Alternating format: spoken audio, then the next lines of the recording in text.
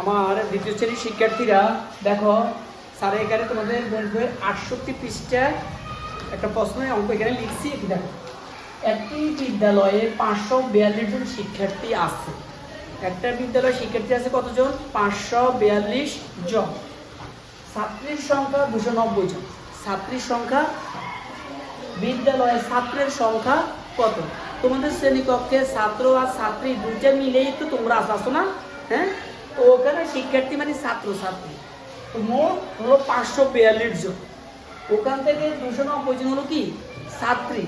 তাহলে ছাত্রের সংখ্যা কত? এখন আমরা ছাত্রের সংখ্যা যখন বের করবো তখন আমরা কিভাবে বের করবো? যোগ করে না বিয়োগ করে? বিয়োগ করে। কি করে? বিয়োগ করে। তাহলে আমরা লিখতে পারি কি? শিক্ষার্থী আছে। শিক্ষার্থী পড়াইছি। আচ্ছা আচ্ছা, দেখো কি, দেখো আমরা করতে পারি শিক্ষার্থী আছে। তাহলে আমরা লিখতে পারি 542 জন। এরপর লিখবো কি আমরা?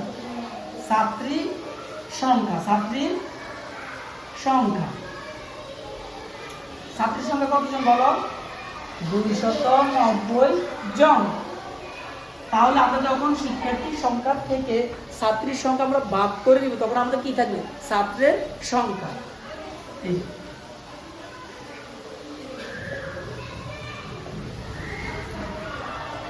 বিয়োগ করো 2 থেকে শুরু করে 2, 4 থেকে 9 কে বিয়োগ করো। 4 কে আমরা কত ধরবো?